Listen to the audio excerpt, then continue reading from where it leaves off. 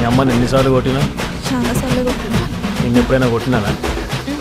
కొట్టేదాకా తెచ్చుకో. Watch our film Raju vs. Zambai with extended cut, streaming now only on ETV Win.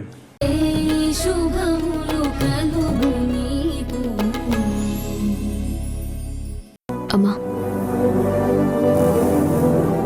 పదమ్మా, ఎదురు చూస్తే బాధ మిగులుతుంది. పద.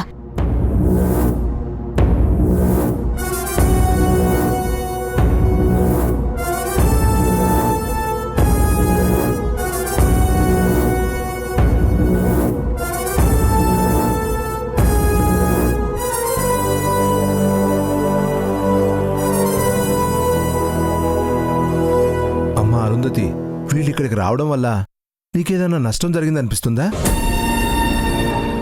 నష్టం కాదు, లాభం జరిగింది. లాభమా? ఇది కృష్ణ తులసి. ఈ 4 వేళ్ళు 4 కూతుళ్ళు.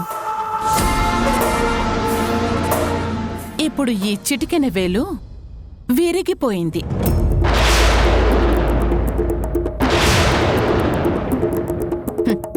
కృష్ణ తులసికి చిన్న కూతురు పూర్తిగా దూరమైపోయింది.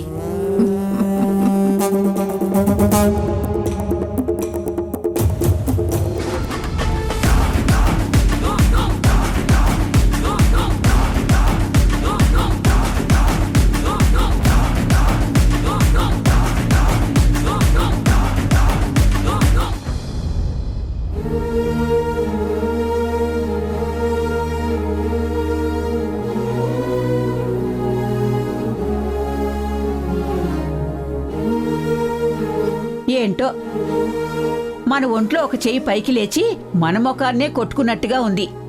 దానికి మంచి చేయాలని అనుకుంటే మనకే చెడవుతుంది. అమ్మమ్మ, హాసిని మాట్లాడకపోవటం గురించి మనం ఎంత బాధపడినా ఉపయోగం లేదు. కొన్ని రోజులు గడిస్తే దాన్ని అర్థం చేసుకుంటుంది. ఆ చేసుకుంటుందని నువ్వు చెప్తే అయిపోతుందా? అక్కడ దాని మొహం, దాని పద్ధతి చూస్తే ఏదో శత్రువులతో ప్రవర్తించినట్టుగా ఉంది. పిన్ని, తమ్ముడు తనవాడైనా ధర్మం చెప్పమన్నారు. మనం మన ధర్మ ప్రకారమే నడుచుకున్నాం. హాసిని వీళ్ళందరికంటే చిన్నపిల్లే కాని వయసులో చంటి పిల్లేమీ కాదు. అయినా సరే మేము ఆ ఇంట్లో ఉన్నన్ని రోజులు నచ్చ చెప్తూనే ఉన్నాం. అవునమ్మమ్మ, ప్రతిరోజు ప్రతి క్షణంలో చిన్న పిల్లకు చెప్పినట్టు చెప్పిందమ్మా. అయినా హాసినికి కోపం తగ్గలేదు. మనం చెప్పాల్సింది చెప్పాం. ఇన్నేళ్లు పెంచిన అమ్మని, తనతో కలిసి పెరిగిన అక్కల్ని అర్థం చేసుకోవడం, చేసుకోకపోవడం తన ఇష్టం.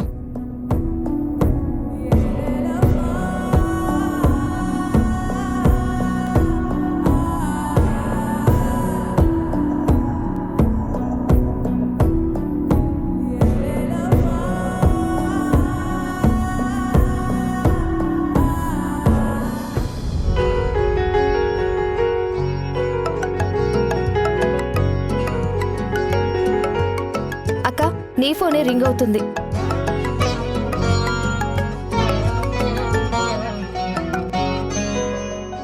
హలో సార్, చెప్పండి. వారాహి, ఎక్కడున్నావు?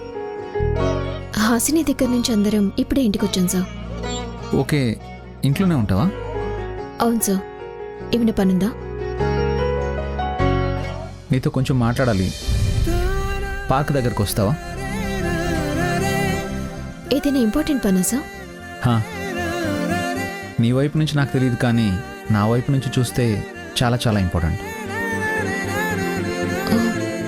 సరే, వస్తాను. ఇప్పుడే బయలుదేరకు. నేను కొంచెం ఫ్రెష్ అయ్యి బయలుదేరాలి. బయలుదేరాక నీకు ఫోన్ చేస్తాను, అప్పుడు బయలుదేరదు. సరే.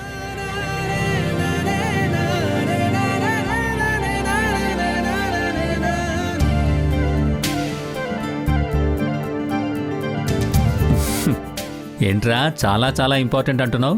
వారాహిని కలవమంటున్నావు, ఏంటి విషయం? అంటే నీ మనసులో మాట బయట పెట్టబోతున్నావా? అవునన్నా, ఇప్పటి వరకు హాసినికి బాగోలేదు కాబట్టి వారాహికి నా లవ్ మ్యాటర్ చెప్తే బాగోదని ఆగాను. ఇప్పుడు ఆ ప్రాబ్లం తీరిపోయింది. సో వారాహికి నా లవ్ గురించి చెప్పేయచ్చు. తనకు కూడా నా మీద పాజిటివ్ వైబ్ ఉంది కాబట్టి కన్ఫర్మ్గా ఓకే చెప్పేస్తుందని అనుకుంటున్నాను. ఓకేరా, అంతా మంచి జరగాలని కోరుకుంటున్నానురా. కానీ జాగ్రత్తరా. వారాహి మూడ్ గమనించి చాలా జాగ్రత్తగా నీ మనసులో మాట చెప్పేయి. ఏ అనుమానం వచ్చినా ఆగిపో. ముందు మంచి సంతోషకరమైన పరిస్థితి కల్పించి అప్పుడు చెప్పరా. అలాగే, తప్పకుండా. నేను వెళ్ళి ఫ్రెష్ అయ్యి వస్తాను డాడ్.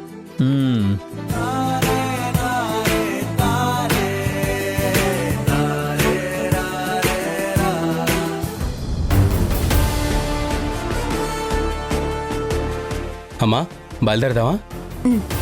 పిన్ని, బయలుదేరదామా? వస్తున్నానమ్మా. నేను రెడీ అరుంధతి. సరే పదండి.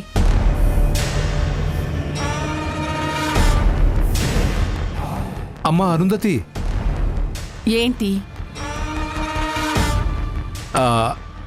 ఏం లేదు. మీరందరూ ఎక్కడికో బయలుదేరి వెళ్తున్నారంటే ఖచ్చితంగా అదేదో మంచి ఇంపార్టెంట్ పని అయి ఉంటుంది. మేము ఎక్కడికి వెళ్తున్నామో తెలుసుకోవాలనుకుంటున్నాం, అంతేనా?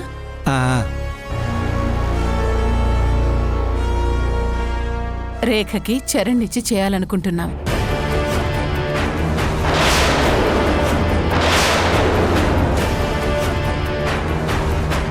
సంబంధం మాట్లాడడానికి జయసింహ గారింటికి వెళ్తున్నాం, ఓకేనా? సంతోషం. చాలా మంచి పని మీద బయలుదేరుతున్నారు. కానీ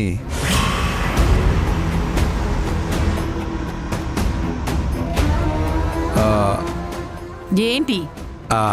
ఏం లేదమ్మా, మీరు పెళ్లి సంబంధం చూడటానికి వెళుతూ పెళ్లి కూతుర్ని కూడా వెంట తీసుకెళ్ళడం కరెక్ట్ కాదని.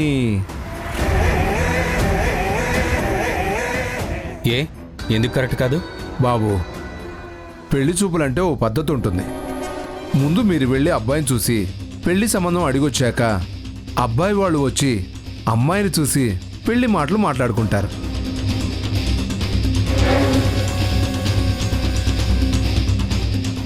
అంతేగాని ఇలా కొత్త బిచ్చగాడు పొద్దేరగాడు అన్నట్టు అమ్మాయిని వెంట పెట్టుకొని సంబంధం మాట్లాడడానికి వెళ్ళరు.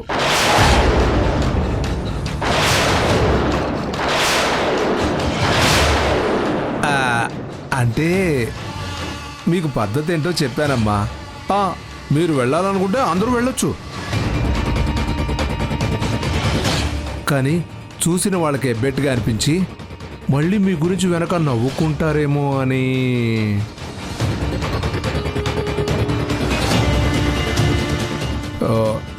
ఎంతైనా నేను ఎప్పటికీ మీ మంచి కోరుకునే మనిషినే కదమ్మా.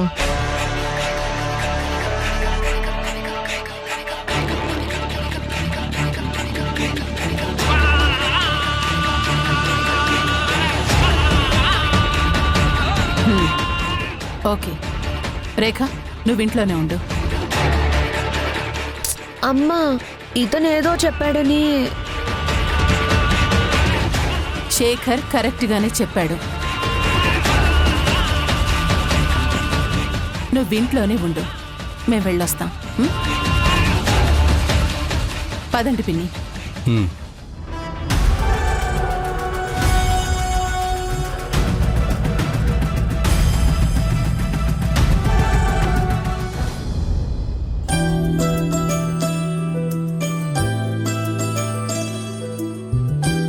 చరణ్,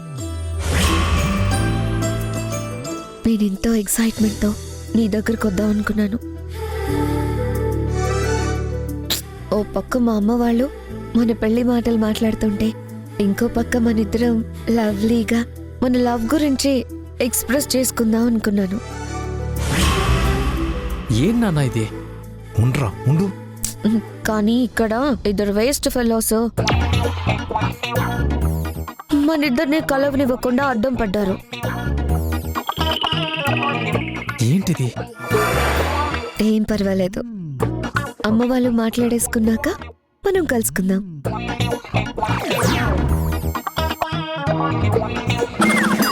మన ఇద్దరిని వేస్ట్ ఫెలోస్ అంది నాన్న. ఆగరా.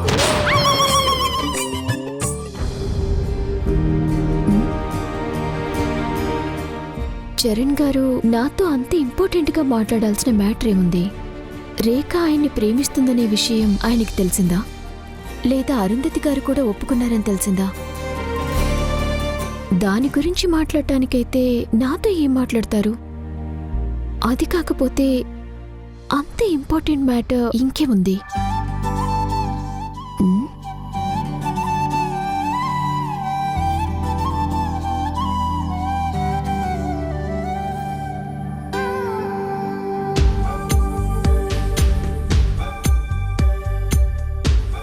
అక్క, ఎవరితోనో బయటకు వస్తానని చెప్పినట్టున్నావు?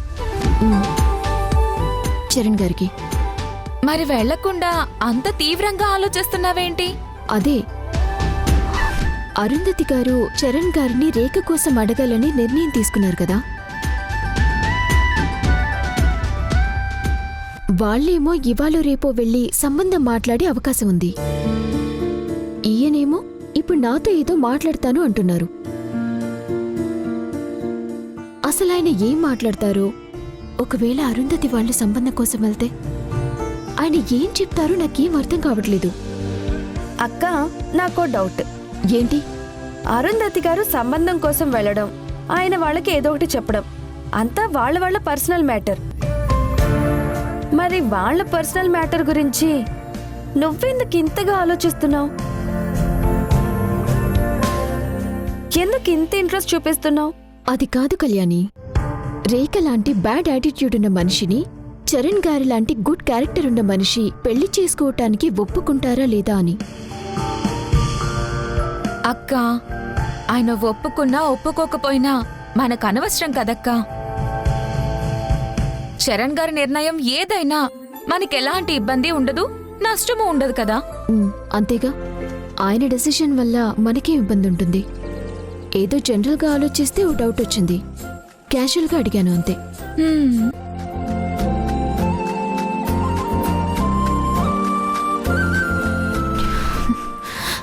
అవును, చరణ్ గారు ఏ నిర్ణయం తీసుకుంటే నీకెందుకు? అనవసరమైన ఆలోచనలతో మైండ్ పోగొట్టుకోకు. ఆయన ఫోన్ చేస్తే వెళ్ళి ఆయన్ని కలిసి మాట్లాడిరా. అంతకు మించి ఎక్కువ చేయకు, ఓకే? రే రే రే రే కుమారా, ఆగరా. నా మీద కోపం ఎందుకురా? నేనేం చేశాను రా? నువ్వేం చేయలేవు నాన్న. నా ప్రేమను గెలిపించడానికి నువ్వేం చేయలేవులే. రే ఆగరా, ఆగు.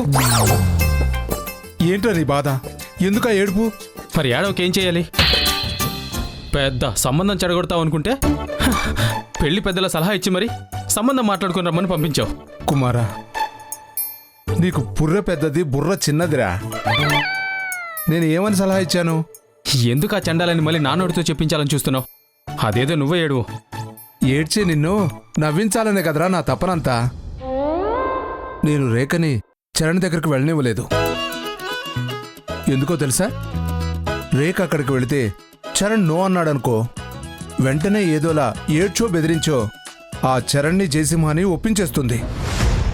అదే గనక అరుంధతి వాళ్ళు మాత్రమే అయితే చరణ్ నో అనగానే పౌరుషానికో పరువుకో విలువిచ్చి వెంటనే జయసింహ వాళ్ళ మొహాన కొట్టినట్టు మాట్లాడి వచ్చేస్తారా? వాళ్ళ మనసులోకి దూరి చూసినట్టు చెప్పొద్దు. ఒకవేళ వాళ్ళ రివర్స్లో ఆలోచించి చరణ్ వద్దన వదలకుండా వాడిని ఒప్పించేసి వస్తే? రే పిచ్చి కుమారా, పెళ్ళిళ్ళు అవడం అంటే అంత ఈజీ అనుకుంటున్నావా? ఒకే ఒక్క తప్పు చాలు, ఎంత మంచి సంబంధం అయినా చెడిపోతుందిరా. ఆహా, నిజమా? రే, దానికి ఉదాహరణ మీ అత్తయ్య పెళ్ళేరా. ఆహా, ఇప్పుడు రేఖ పెళ్ళి చరణ్తో జరగకుండా చెడిపోవాలంటే ఎవరు తప్పు చేయాలేంటి? నేనా రేఖనా? తప్పు చేయాల్సిన వాళ్ళు అస్మదీయులు కాదురా, తస్మదీయులు. తస్మదీయులా అంటే ఏంటి? అస్మదీయులంటే అయిన వాళ్ళరా, తస్మదీయులంటే మనతో తేడాగా ఉండేవాళ్ళు. ఇక్కడ తస్మదీయులు ఎవరు మనకి?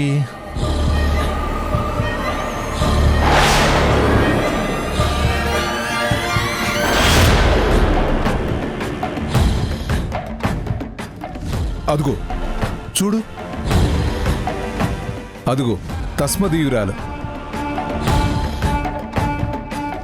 సేమ్ అదే ఎక్స్ప్రెషన్లో ఉందిరా. అంటే కృష్ణమ్మ చెప్పిన మాటల్ని రీలేసుకుంటుందన్న మాట. పద ఆ రీల్తోనే రగడ పుట్టిద్దాం. పదరా, హే పద.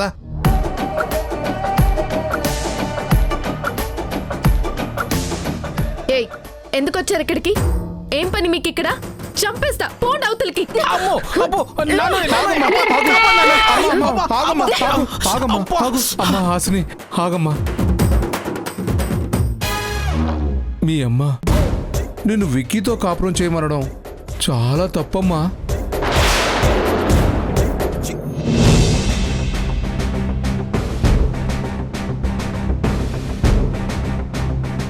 నాకు తెలుసమ్మా, మీ అమ్మ నీకు చెప్పిన మాటలు, నువ్వు పడుతున్న మానసిక వ్యధ అన్నీ నాకు తెలుసు. ఎక్కడైనా సరే అమ్మంటే తన ప్రాణం పోగొట్టుకునైనా సరే పిల్లల్ని సంతోషంగా ఉంచాలి అనుకుంటుంది. కానీ ఇక్కడ అంతా రివర్సు. పిల్లల ప్రాణం పోయినా ఏం పర్వాలేదు, తను మాత్రం సంతోషంగా ఉండాలనుకుంటుందమ్మా మీ అమ్మ.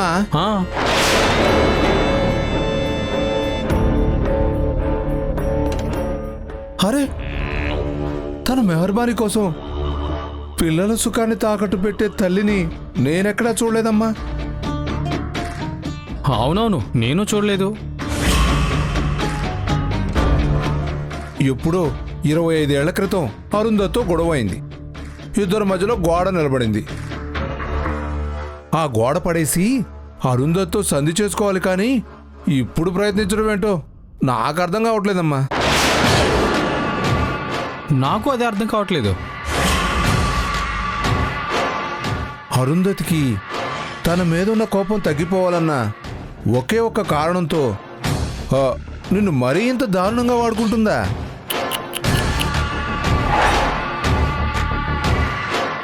కన్న కూతుర్ని ఇష్టం లేని మనిషితో కాపురం చేయమంటుందా?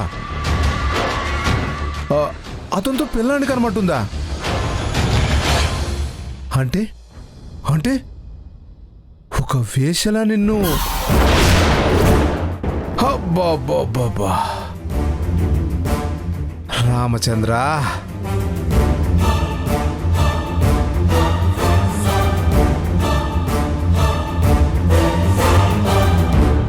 సారీ అమ్మా, నన్ను క్షమించు. నాకెందుకో మీ అమ్మ చేసిన పని అలాగే కనిపిస్తుంది. నాకు అలాగే కనపడుతోంది. నీ మనసును చంపేసుకొని, నీ ఇష్టాన్ని చంపేసుకొని నీకు నచ్చని మనసుతో కాపురం చేయడం అంటే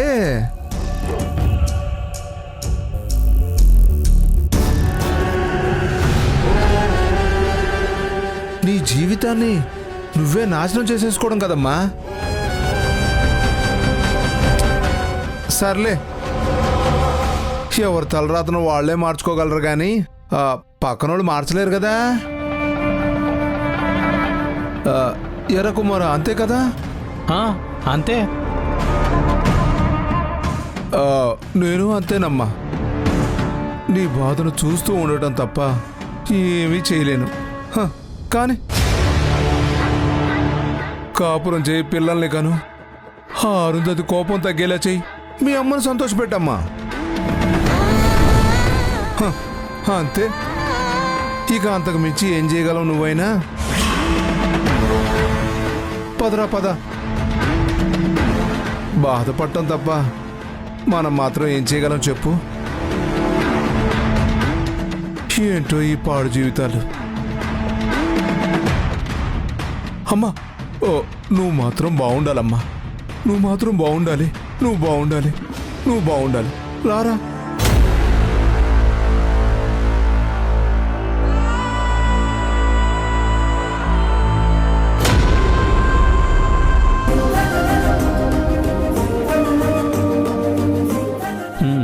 ఎరా, బయలుదేరుతున్నావా? Yes dad. వారాహికి ఫోన్ చేసి తను కూడా బయలుదేరమని చెప్తాను. డాడ్, ఈరోజు వారాహి నుంచి కూడా ఎస్ చెప్పించుకొని వస్తాను.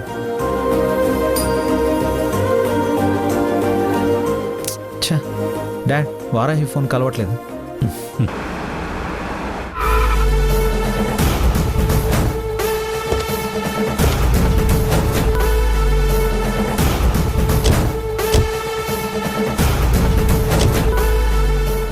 రేయ్, అరుంధతి వాళ్ళు వస్తున్నారు.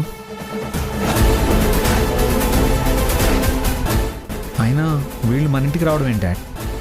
అదే నాకు అర్థం కావట్లేదురా. కొడుకుని పిన్నిని వెంట పెట్టుకొని వస్తుంది.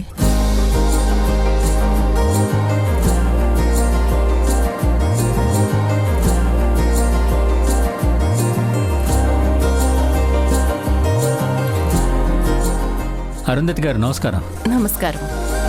వాట్ ఏ సర్ప్రైజ్, మీరు మా ఇంటికి రావడమా? నేనిలా మీ ఇంటికి వస్తానని, వచ్చే పని పడుతుందని ఎప్పుడూ అనుకోలేదు జయసింహ గారు. రండి కూర్చోండి.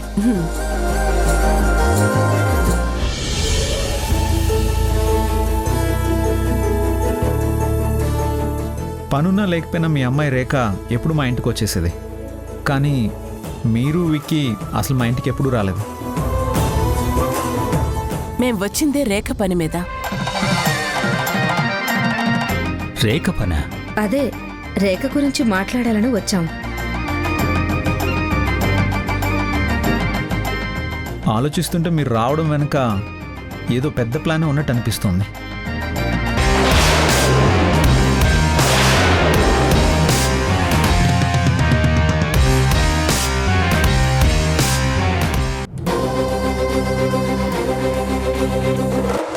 రేఖ నిన్ను ఇష్టపడుతుంది చరణ్. తన ఇష్టాన్ని కాదనలేదు మా అమ్మ.